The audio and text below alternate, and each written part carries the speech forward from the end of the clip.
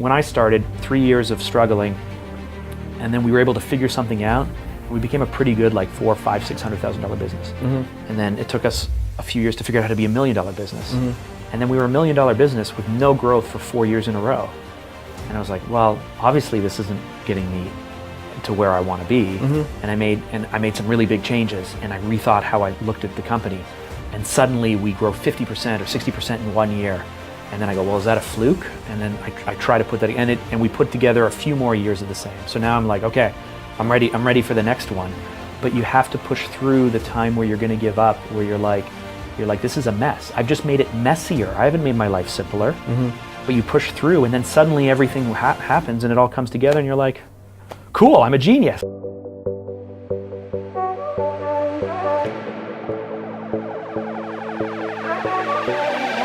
My asses now? Yes, That's the great lead for this one. Awesome. Yes, we caught it. Been sitting for so long. Good. Well, let's talk about staying motivated. Guys, this is a 10-part series we're doing with the legendary Mark Drager. He's built a $1 million+ business in the marketing agency space, and we're picking his brain. If this is your first video, go back and watch all 10 because they're awesome. This last one, we're talking about how to stay motivated as an entrepreneur. It's one of the things that I think everybody can learn from, whether you're in a marketing agency or not.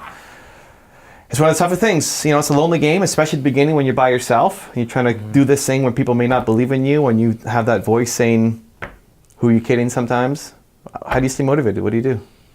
Gosh, I mean, this is going to sound like I'm really preaching to the choir. Oh, no, I love it. Great. I know. So truthfully, Evan, the work that you do, you know, your channel, your Espresso series, your One Word, there have been times, I think in August, I was like, man, I need more Evan in my life.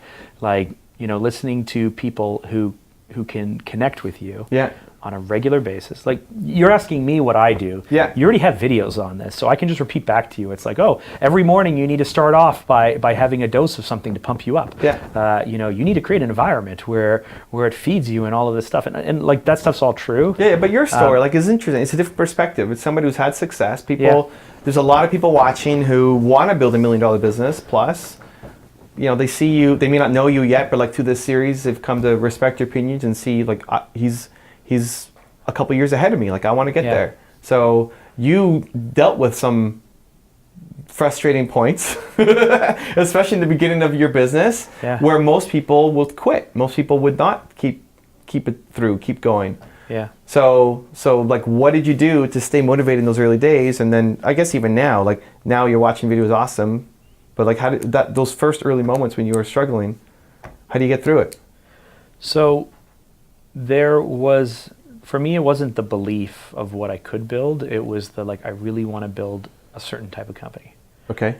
I saw what others were doing, and I knew that I couldn't do it. Okay. Like, I physically, like, you know, so we're in an industry where you need a lot of smart people doing a lot of things for the magic to come together. Okay. And the only way that I can do the type of work that I wanted to do, the quality that I would be proud of, and have the company that would produce work that I was proud of, was to bring on other people. And so, you know, early on, recognition certainly helped. You know, any work that I did, if someone was like, oh, that's a great project, great job, you know, client feedback, that feedback loop of, you know, of being able to bring a client in, certainly helped. But what kept me going is, one, knowing that I wanted to build a certain type of company, a hope that we would eventually get there. And you know, early staff is like, Mark, I've been waiting for 9 years for this company to come around. I'm like, we're still going to get there, guys. Yeah. So there's that, and then I really wanted to. I wanted to run and own a business, and. So what do you tell yourself though? Like, didn't you call your mom and say you wanted to quit, or like you were at your end of the rope? Yeah, but I mean, so in the February 2009, maybe it was, whenever it was that I was thinking about packing it in. It just came down to, like, I will always kick myself if I said at the time, I should just give it one more chance. Okay. Because if I don't, it wasn't that I would be a failure. I would kick myself and look back on this with regret. And I love that so much. Thank goodness that I did. I mean, like I have people who go like, I want the type of company you have, and I don't even know how we did it. Yeah. Right? Like, I can look back and piece it together, but it's year over year, step over step, a little bit bigger, a little bit, you know, I'm always worried about about how can we drive the most value, and I'm always trying to analyze what do we actually do for clients, and what are people buying, and what are we selling, and all these things. So much so that I'm probably holding us back from just, years ago someone said, just find something you're good at and just do it 1,000 times. And I'm like, no, every project has to be different, and everything has to be custom, and I can't become a machine. Yeah. But mostly it's like I want to give this a shot. And then you hit a point. I was talking to a business owner who's in year 2, building a website agency, and he's at this point where he's just like, I don't have enough money to support the team I need, and I'm on this hamster wheel, and it feels like it's never going to end. You need the money to pay the team, you need the team to make the sales, you need the sales to have the money to pay for the team. And the only thing I could tell him, which is what happened for me, and it's happened in twice now, in 2 different versions of Phanta, is that it looks like it's impossible, and then just one day it's no longer impossible, and you didn't know when it changed. So in my house, I'm renovating in my backyard. I'm doing this really big project in my backyard, and so I have this dirt, I have this bobcat, this skid steer that I have to move dirt to make a patio. And right now it starts hilly. Okay. And this summer was really weird. I was in there, and I have this shovel and this skid steer, and I'm trying to make it smooth with this really big machine. And the more I work it, the less smooth it is, and the more bumpy it is. And I'm at the point where I'm like frustrated. It's like 6 hours in, and I'm like broken down, and I'm just like, I feel like I want to cry, because I'm never going to be able to do this. Yeah. And then like 20 minutes later, I just looked around and everything was smooth. Okay. And I went, that's weird. And then a few days later, I'm working on something else, and I hit that point where I'm getting really frustrated. I said, no, let me push through this. Okay. Let me push through this. And then half an hour later, everything's smooth. Okay. And a few days later, I'm working on my wife's car, and I'm trying to hammer this broken thing off, and it won't come off. And I'm frustrated, and I'm like, I'm never going to get through this. And then finally, I take this really big hammer, and I'm like, well, this thing has to come off. And I just hammer the heck out of it. And I spent 2 hours trying to hammer this thing off. I hammer the heck out of it. It comes off. Okay. 10 minutes later, I put it all back together, and what seemed hopeless. Yeah. Right. I just beat the crap out of it. Right. But and then 10 minutes later, it's all together and it's there. That's the piece that most people miss. And that's what happens in business. Yeah. Is like you're trying, you're in the hamster wheel, and then one break happens, or you get a little bit more revenue on one project. You're like, I'm going to apply this to this, or you push through, and when you're about to give up, you wait, and then the call comes, and you get the project to go ahead. And suddenly that one thing, hammering extra hard and putting the extra effort in, and it comes off, and then 10 minutes later it's done. Like in life, things turn really fast. And so this guy who's 2 years into his web building business, who doesn't have a team, I'm like, don't stop, keep going, right? Keep going, because suddenly you're going to get a project, and that's going to let you hire one person, which is suddenly going to snowball into now selling 3 more, which snowballs into hiring 2 or 3 more people. And in like a year and a half, you spent all this time struggling, and then suddenly you have a $500,000 business or $1 million business or whatever it is. And so when I started, 3 years of struggling, and then we were able to figure something out, and we became a pretty good like $400,000, $500,000, $600,000 business. And then it took us a few years to figure out how to be $1 million business. And then we were $1 million business with no growth for 4 years in a row. And I was like, well, obviously this isn't getting me to where I want to be. And I made some really big changes, and I rethought how I looked at the company. And suddenly we grow 50% or 60% in 1 year. And then I go, well, is that a fluke? And then I try to put that, and we put together a few more years of the same. So now I'm like, okay, I'm ready for the next one. But you have to push through the time where you're going to give up, where you're like, this is a mess. I've just made it messier. I haven't made my life simpler. But you push through, and then suddenly everything happens, and it all comes together, and you're like, cool, I'm a genius. Right. And people pat you on the back, but meanwhile you didn't believe you could do it. And it's everybody's, not everybody, it's a lot of people's story. The hardest part is just getting up and doing the thing every day and pushing through when it feels hopeless. I just didn't feel like I had a choice. Because of regret? Regret. I'm the sole breadwinner. First it was like I start my company. But you could have got a job. You could have gone back and got a job. If it's just you would have made more money at a job than doing this. I'd make more money at a job right now. It's okay, but it's not just, but you have a choice there in that if it's just being a breadwinner, you can make money doing a job. If it's the regret of I don't want to look back in 50 years and say like I missed my shot. Yeah, but it was also at the time me not realizing that it's okay to fail, right? Like now that I've done this, like if this all disappears, I'm like, cool, what's next? Like seriously, I have a great team, and I'm so like, great. How can I save the team and bring them with me wherever I'm going? Yeah. Your identity was tied to the Which you think that saved it? I'm glad I didn't give up. Yeah. But you think it would? But more important today. Yeah. More important today is actually me giving up, right? Because truthfully, it's like we have. So I've been doing this for 12 years. I have a comfortable income. It's not where I want it to be. I don't know if anyone's income ever is, but it's a comfortable income. I've got a good team. When days are hard now, I go, why am I doing this? Like I built up this company and I'm doing all this stuff. Do I really need this? It's like, I don't know if that's ego. Yeah. I don't know if that's getting tired because it's like you don't want to burn out or whatever it is. But it's not actually when you're sitting there with nothing, spinning your wheels at the end of the day and going, like you're sitting there and you're drinking a glass of wine or you're crying and you're confessing to someone that you feel like a failure. I feel like you push through that. The bigger enemy are the days or the weeks or the months where you go into work and you don't want to go into work because it's just not fun anymore. Where did that magic go? And for that, I've kind of taken comfort in saying like, hey, if you have a bunch of those days or weeks or months in a row, then change your business. Like you're in the wrong business. You don't have to sell it. You don't have to get out. Like your business is a vehicle that you should be able to take anywhere you want.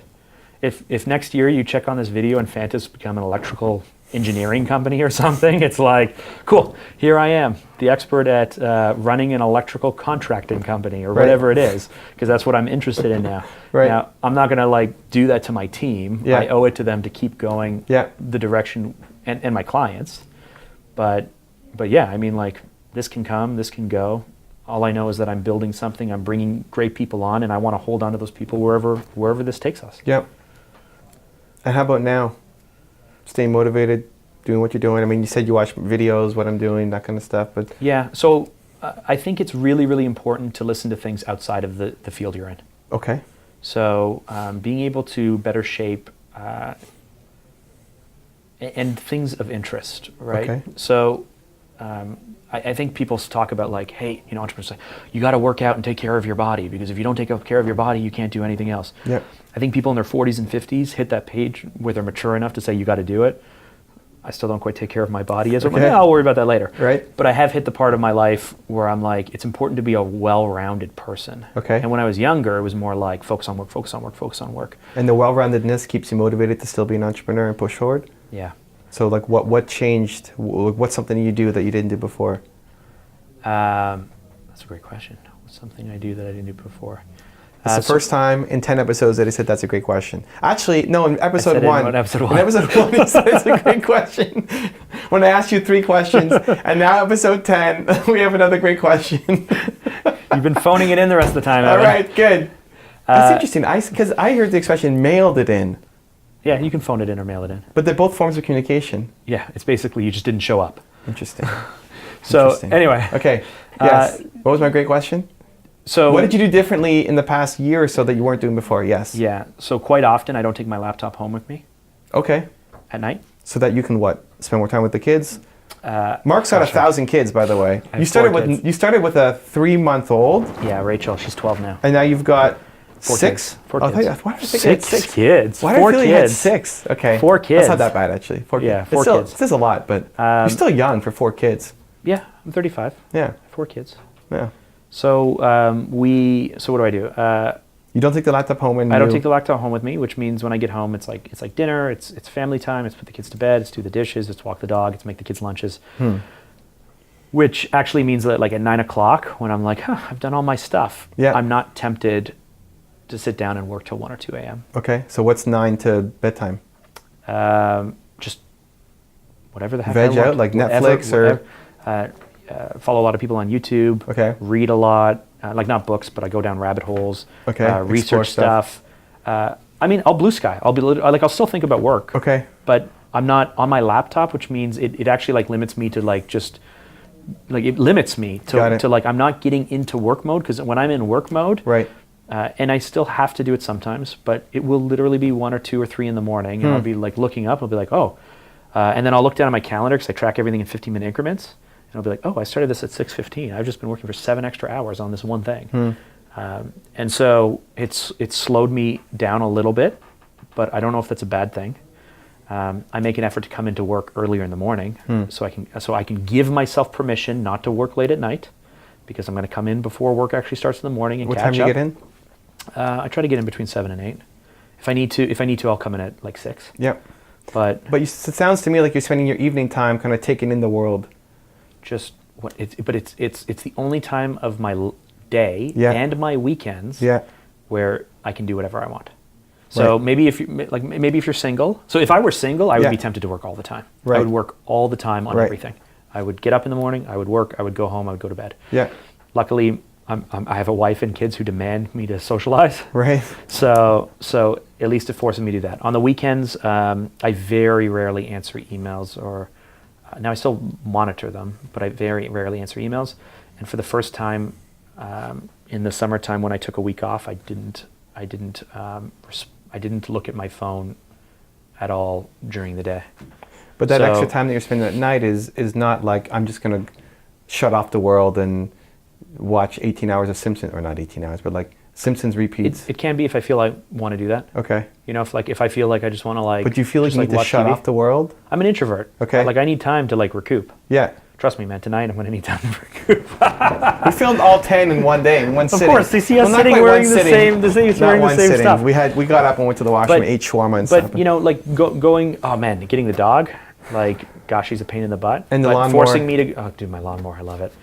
Yeah, Why do you love the lawnmower? It takes him an hour to cut the grass every weekend. 3 hours? 3 hours? 3 hours? I thought it was one. No. Wow, you have on a half acre. Giant property. Okay. Yeah. So 3 hours to cut. But why is it your favorite part of the weekend?